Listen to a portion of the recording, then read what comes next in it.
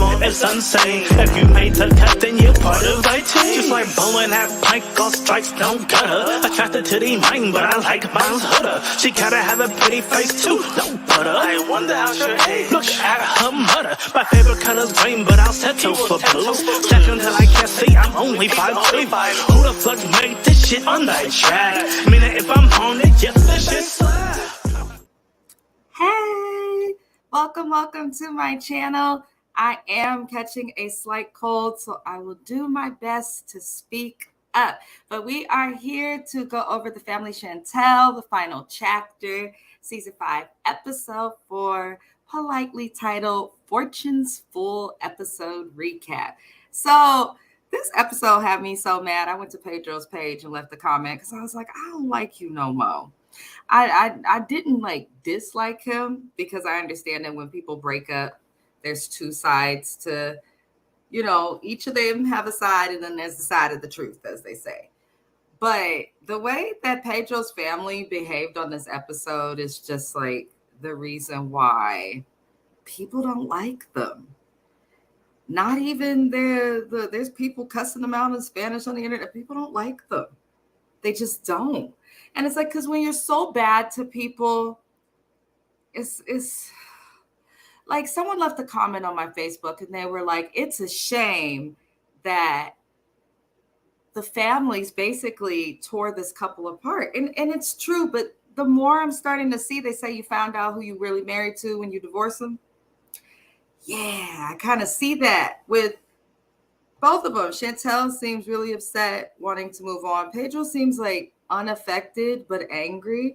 And it's like, say, bro, did you forget that you're the one who filed for divorce? Did Pedro forget that, y'all? He had to have forgotten because he's acting pretty bitch-like. I'll say that. Anywho, so this episode, we see the family at Winter's shoot. She is having a plus size shoot. She's gotten into modeling since her weight loss surgery, and the family is there to support. So Chantel was upset that Pedro was with Karema from the picture, but we know, and I hope that Chantel's watching this and is like, that bitch, because Pedro took that picture just to be spiteful. Karema is engaged.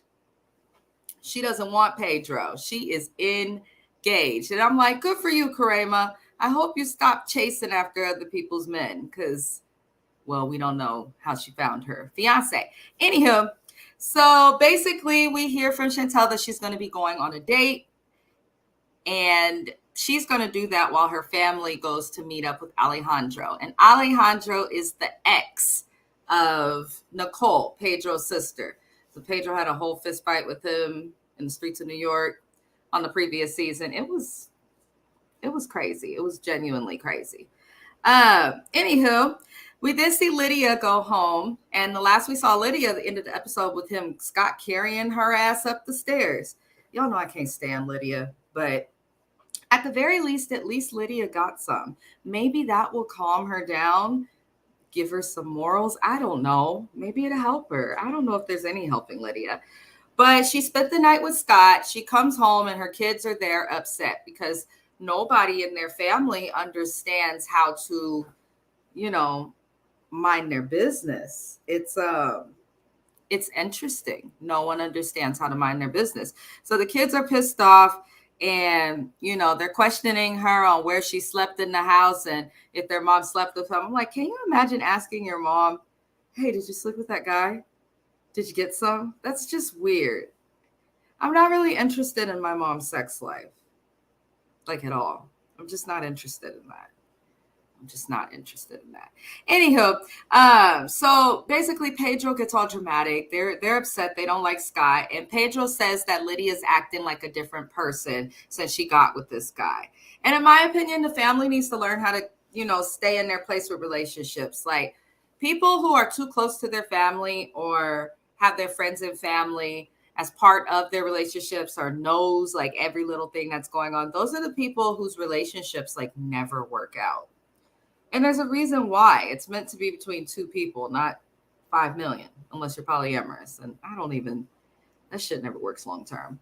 Anywho, so Nicole basically says that her dad, Pedro Sr., was a bad guy. But unlike Scott, at least he would bring material things. And I'm like, girl, so you're basically admitting that your family are some gold diggers. Like, for those who don't know, Lydia had Pedro and Nicole with a man that she knew was unavailable and married. It's just what happened. It's a fact. Go watch the previous episodes, read a Wikipedia page. I don't know, but that's fucked up. So basically, Nicole feels her mom should at least get something out of Scott. She's like, he's rich, he's got this, he's got that. But y'all say what you say about Americans, which we'll go over a little later in the episode, because apparently Pedro and his family feel that Americans just take, and are not, good people. And I'm like, well, then why do you want to come here? And what are you doing when you feel your mom should take like Scott? Is that your mom being like an American? Is it? Just curious. So basically, they expect whoever Lydia dates to just give her things. And any person, whether it's Lydia, whether it's me, whether it's anybody, you have to earn, you'll keep. It's nice to get gifts, but gifts are not like a requirement. Gifts are just not a requirement whatsoever, in my opinion. Ooh, my light. Let's see. Apologies, my light messed up. Anywho, so Nicole then says that her mom has gone too long without sex. This was just awkward, the commentary from them. And I just think that's rude to say to your mom, but Nicole has no class, no home training. I can't stand his sister, like, at all. So basically, long story short, after dogging their mom about her sex life and why she shouldn't date Scott and how she needs to get more out of Scott, they come up with the idea that they need to meet up with Scott. And I feel like this is for the camera, because why meet up with Scott? At the moment that I heard that Lydia was on 90 Day Fiancé, I did not trust it. I didn't trust it because I was like, oh, she's probably found an American and she's probably trying to figure out a way into the country. And you know what? That's what it looked like it was. So I don't really care for Lydia. Fast forward back to America. We see Chantel's preparing for her blind date. And she says she has not had a date with Pedro at all, unless they were in the Dominican Republic and his sister was invited. So we get it, Chantel. Pedro was broke. We know he was broke. We watched you on 90 Day Fiancé working jobs and doing the most just to, get to him. Listen, we get it, boo. He's broke. Don't get with someone like that again.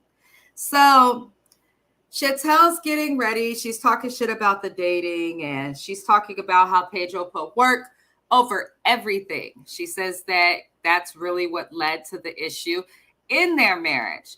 So she goes to meet with her date, who is appropriately named Scott as well, which I thought was funny. And she says her first impression, and mine too, he was like a macho man. I wouldn't date a dude like that. He just seemed like really into himself. And, he's had some qualities similar to Pedro, such as the unbuttoned shirt and things of that nature. So I'm like, okay, all right, Chantel, I see what you're talking about. I would have left the date. They played pool. I was like, you want me to stand on my feet in these hills to play pool in the rain? You could have had us at a restaurant with a view looking out at the rain of the city. But no, he wanted to play pool. I don't really care for pool. Like foosball and stuff, yeah. An arcade, I'm okay with. The pool, nah. Anywho, moving it along. The day pretty much was interesting. The guy basically says he has routine, and he made a comment I didn't like, the guy, that made him seem just like extra bougie. He said something about, oh, I like to start somewhere like this, see if we can have a good conversation, see if I'm into you. And if I am, then we could take it across the street to the diner, maybe have breakfast for dinner. And I'm like, I got what he was saying, but it was like, dang, what do you mean? I have to pass a test to get to the meal? That's just weird to me. He did pay for the entire date, though. He did pay for the entire date, but she did call him the white Pedro, and I agreed. That shit was funny as hell. The white Pedro. Boring as hell. No girl wants to date a guy that feels like he's prettier than us. And it looked like he waxed his chest. It looked a little shiny, so I don't know. In the words of my friend James, I know what I'm looking at. Anywho, moving it along, we then see Pedro and the family go meet with Scott, and they're at a restaurant.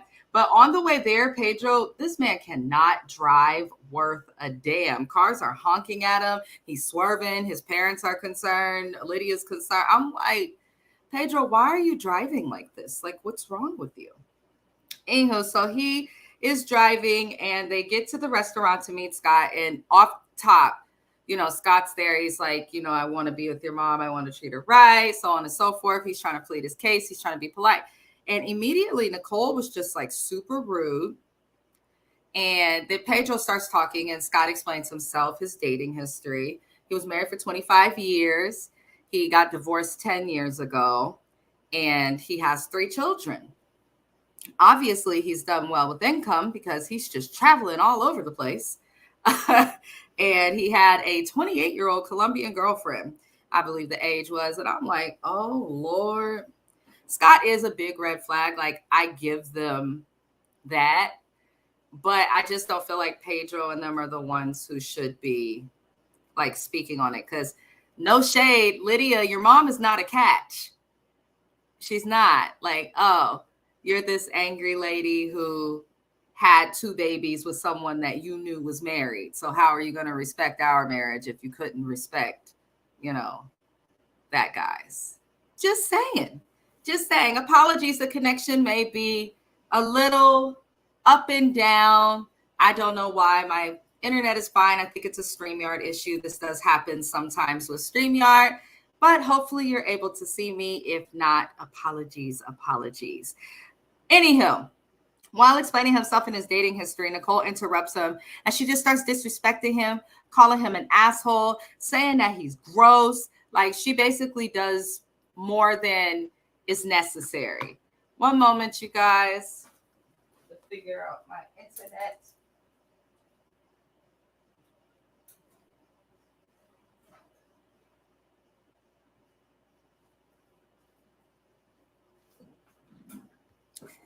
I am back. Okay. I had to figure out my internet. Anyhow, but yeah, Nicole is offending Scott at this dinner. She just starts calling him names. She's going in on him. And I don't understand why she's so rude. And I'm looking at Lydia like, you gonna tame your bitch? Because she's behaving quite like the definition of that, like a dog, like an animal. So I'm not understanding why Lydia let her do that. But Nicole goes off and then tries to throw a drink on Scott. I guess she hasn't learned from when she threw the glass at Chantel. She tries to throw a drink at Scott, but she hits only her mom with the beverage. And then Pedro carries her little ass away. Like, y'all want to come to America, right? We have enough violent, unhinged citizens here. We don't need to add to that. Please. So I hope that somebody who works in immigration is watching this show. And it takes a lot to make me say that, because I believe everyone deserves a fair shot into the country, but not them. They would just bring drama. Like, any person that pisses them off, makes them mad, I just feel like they would attack physically or however. And I don't like that. Nicole's too much. So, then Pedro says, a Scott is shady. No, player. What's shady is the fact you've been here so long, you're still struggling to speak the language. What? Can't stand the family. So back in New York, we see Chantel, Chantel's mom and sister. They go to meet with Alejandro, but he does not show up. So then from there, we see Pedro driving again, this time so bad that people are honking at him in the Dominican Republic. And he and Nicole are demanding that Lydia tell them if she's been sexual with Scott. And I'm like, why are you demanding to know if your mother is having sex? Obviously, she's not a virgin if she's had sex at least twice with you 2 motherfuckers. But my God, what is the concern? The lady look old enough to be going through the change anyway. Not like she'll get pregnant. Relax.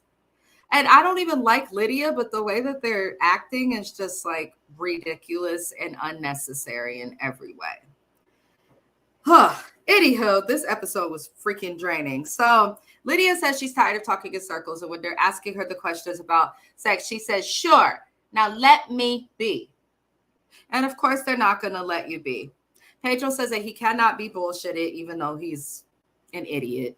Let's just call it what it is. Pedro is not the most intelligent human in the world. And, you know, the people who bullshit others the most usually think they can get away with it. And Pedro basically proved that just by saying he cannot be bullshitted. Anywho, he says he knows how Americans are. He says we take from others. We take what we want. He says that we do too much. I said, Pedro, that's offensive. And I went to his page and I did see that he offended quite a few people, American and not American. He got Puerto Rican people on there talking about people buying birth certificates. There's all sorts of stuff that's going on the internet. So this was definitely not good to say.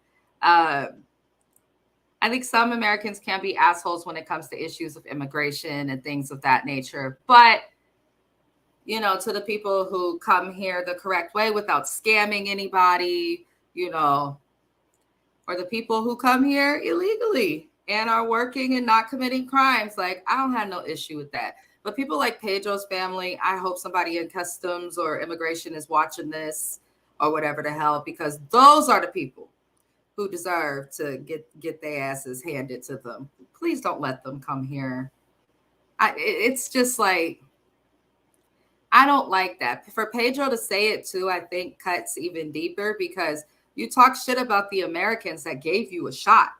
They may speak Spanish like you, but they're citizens too. So, you know, Americans gave you a shot. So don't talk about them like that. Like, we need to stop talking about cultures and stuff in that way. It's annoying. So moving it along, we then see Chantel speak with Winter about how she had a bad date with Scott. And she says she's afraid that she'll be alone forever because she's 32. And, you know, she just doesn't know if she'll be able to build the relationship and still be able to have kids, which is an absolutely normal thing to have concerns about. I'm 31 and I think sometimes, like, damn, I don't have kids. Maybe I need to do this sooner than later. But I'm not about to rush having a kid and bring someone into the world when I'm not ready, just to like beat a timeline. If it happens, it happens. If it doesn't, it doesn't. But we find out in this scene that Alejandro did not show up, but he did contact the private investigator. Mama Karen played the message, and he said he communicated with Nicole and that he can no longer reach out because Nicole don't want him to. I'm not surprised. So Chantel doesn't care. She's happy he's a no-show, but I know that this is just going to cause like issues. And my other thing is, Nicole, what are you scared people are going to find out? What are you scared? I am so sorry, you guys. I get migraines and I am getting a little bit of a migraine, so I have to turn my light off. It's going to be a little bit darker, but, you know, apologies. I have to think of my health, because once my migraines set in, they do not like subside. It's like an 8-hour ordeal. It's awful. Anywho, moving it along, Pedro has Scott meet him at the gym, and we know that something's going to happen just from what we saw in the little trailer that they showed at the beginning of the season. And when he meets him at the gym, we find out that Nicole sent a spy, her friend, to go record Scott. Now, Pedro, Nicole, they're not the smartest people. So I already knew that I couldn't trust whatever footage this person, Nicole, sent to give. I just had a feeling they would record him interacting with any woman and use that as like a bad thing. And that's just what they did. So they took a video of him talking to a woman. It looked like he was translating with this little thingy, which is common in a country that you don't speak English in. So there's no proof that he was doing that in a way to talk to someone or not talk to them. Plus, they weren't touching. It was nothing even romantic. The man was in the pool. So Pedro takes this picture and he's like, oh, that means a Scotty's a bad guy. I'm like, Pedro, somebody could have said the same thing about you. I feel like Pedro and his family are a little culturally biased, and probably because of how Chantel's family has treated Pedro. I mean, from the beginning, they've had concerns that, you know, he was using her to get to America, and they wouldn't have those concerns if he was like a white man or something. So I'm going to hold both parties accountable, but I feel like Pedro and the family wants to take this opportunity because they've looked really bad on this show to make an American look bad. And I hope that's not the case, but that's what it's starting to look like. Because I'm like, okay, this Scott dude, it is a little weird that he likes to date foreign women, but name a creepy white older American male who doesn't have some weird fetish or isn't dating somebody half his age and like even younger than me. Like, this is just what older white men in America do. They get rich, they get old, they get bored, and I guess Peggy's mouth or don't satisfy them no more, and they need to, you know, find other avenues for women. So I just don't know. But the video of the pool, like, I felt like, damn, like, to really have someone go out after him, like, you guys are searching for a problem. You're searching for a problem. I like, your mom's never going to be with your dad because your dad never belonged to your mom in the first place. And it's time for her to move on and y'all to move on. Stay in a child's place, as my parents used to tell me when I was little. Stay in a child's place. And they still tell me that sometimes. Anywho, so Scott and Pedro get ready to talk. And, you know, all Pedro says is, Scott, you weren't honest with me. And if you're not honest, liars get clapped, as in beat up. I'm like, oh, here goes Pedro trying to act big and buff again. But from what we've seen, Pedro can't fight for shit. He's a mama's boy. So Pedro was behaving in a way where he was trying to threaten and scare Scott. And Scott called it out. He's like, I just want to talk. I just want to talk. I just want to talk. And Scott gets tired of Pedro's bullshit, and I don't blame him. Pushes the shit out of Pedro. Pedro tries to hit him and stuff. Scott just kind of holds him, you know, like OGs with a young, like T.I. choking out his son, kind of. Like, he's like, stop it, young one. You know what I'm saying? That's kind of how Scott handled that. But Scott was mad, too, because it's like, why are you doing all that? He had that white man hollering and yelling and some more. So, you know, Pedro tells Scott to go back to his country. Why don't you do the same, Pedro? We don't want you here with your nefarious real estate dealings. We don't want you here. Not the way you acting. Your mom is not an innocent dove. She's rough in terms of personality and the choices that she's making. I'm not talking about her physical appearance, though I don't care for it either. But I just feel like I wish Scott would have just whooped his ass. But, you know, at least Pedro got handled a little bit. And I thought it was hilarious. Scott said, out of spite, I'm going to fuck your mom and make sure you know about it every time. I said, oh, damn, Scott. Damn. Don't make no sense. Makes absolutely no sense. It really doesn't make sense, though. I can't stand what happened. I really wish they would have been able to, like, work through things without getting physical. But I don't blame Scott. Like, where I'm from, if somebody's all aggressive on you, you're going to defend yourself in the appropriate manner. It's just what you're going to do. Is how it goes. So that is my recap of The Family Chantel, the final chapter, season 5, episode 4. That was Fortune's Full episode recap. I do number every single recap by that. If you want to find all of these recaps, I will create a playlist for it. But you can also find them in the miscellaneous recaps playlist. Yes. We will be back again next Tuesday to continue going over The Family Chantel. And you can catch me in about an hour, 3:30 Pacific Standard Time, 6:30 Eastern Time. You can find me on the Watch Your Mouth Reviews channel. We will be going over The Real Housewives of Potomac, as well as, what is the other show? Lord, Married to Medicine. I don't know why I couldn't remember that, y'all. Anywho, we always end our shows with music. If you know an independent artist or someone you love makes music, you want to showcase their art, you can do so on my channel. It's only about $5, and I will play their song on the channel for a few days at the end of every live. So today we're going to play Be Money, Be Manifested, and Also Best new track to end the show. It is titled Punch in Central, which they did record in my house. So with that, I will see you guys next week. Let us leave you to the music.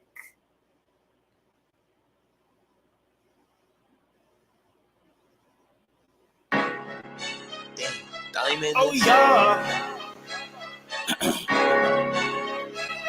Oh yeah. Damn, baby. Where my shot at? How can a motherfucker run pound? If you try to fuck with my Venmo, my pounds. I got hitters on hold I could call right now. God and my angels that protect my crown. Y'all got my back no matter reasons I'm hopeless. I heard the demons got some new motions. But I'm a slayer, shine my light because it's golden. I leave them stuck, make them tuck, leave them frozen. Like Frozone, how salty like beef? If it hella scary, need a bye-bye from me. We stay united, can't divide the tree. We stay aligned, we silver linings. Ain't higher we stand too high if we fall. I'm steady running, no planning to fall. Can't put us in a box till we good standing tall. But if we tryna box, then we really hitting jaws. 97 BPM, on a highway. I'm your team, but I shall do it my way. Do them like Chucky, then I tell them that it's child's play. Put them in my treasure chest, then I fly away. Fly away all you want, I'm gon' catch you. Do them like SpongeBob, I'm gon' net you. God really got my back, but I'ma catch you. That's why I sneeze on every beat like at you. Yeah, try to set me up, I never met you. Yeah, try to cross my bounds, I'll overstep I you. got boundaries, all these fake people doubting me. They wanna bring on me up, they surrounding me. Got my dog with me, ain't no hounding thee. We just put us so clean, we be that flea. We got the fleet like Amazon Prime. Ship it to your package to your own time. We too quick with the beat drum line. Before we line them up, we put them in a line. I'm walking, run good soil. Fucking up on that beat like a food boil. You know we always bounce back like a coil. Really how we getting up top, we some loyal. I'm a long-lasting nigga like I'm wrapped in that foil. Dipped in sauce, yes, I'm dipped in that oil. On a highway. I'm your team, but I shall do it my way. Do them like Chucky, then I tell them that it's child's play. Put them in my treasure chest, then I fly away. Fly away all you want, I'm gon' catch you. Do them like SpongeBob, I'm gon' net you. God really got my back, but I'ma catch you. That's why I sneeze on every beat like at you.